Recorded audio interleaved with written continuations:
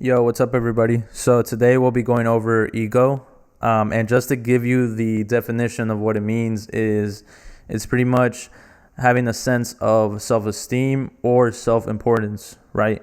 And so when it comes to ego, it plays an important part in trading, but not only in that and not only in trading, but and also life in general, right? We all know that ego affects us on a daily basis and affects us on the way we do things, right? And so when ego comes in, when it comes to trading, that's where it leads to overconfidence, right? And overconfidence creates a type of blindness in the charts. You become sloppy and make easy mistakes, right?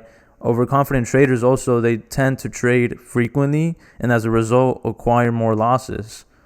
And that's when again ego comes in when there's a winning streak, right? That's like the popular I guess example that a lot of people notice is when it comes to that ego, right? It's with that winning streak. But another form of ego is when you're on a losing streak, and that self-esteem is low. That ego comes in and tries to lift up that self-esteem as a protection, as a defense mechanism. And so at that point, again, you're on the losing streak, right? Or let's say you take two losses, and at that point you want to pick your self-esteem back up. So you chase trades, you compare yourself to others, right? You're forcing trades, you have that fear of missing out. So again, that's another form of ego coming in. And so again, right, you want to understand that and be self-aware of that. And another example is whenever you're taking that first trade, right? That first amazing trade that makes you, a good amount of money. At that point, some people become overconfident and they think that the next move will be the same as that move that took place. And that's not the case, right? Each situation is different. Each situation has different circumstances. Right. And ego is not confidence. That's something that you want to understand. Right. Confidence is based on experience and evidence. And that's something that non-experienced traders, they tend to misinterpret what they see from other, profitable, consistent traders.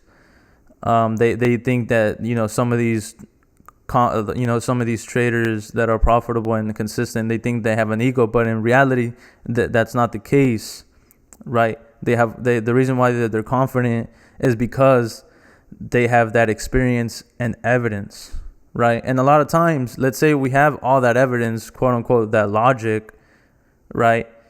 But if you don't have that experience, then again, that ego is going to come in.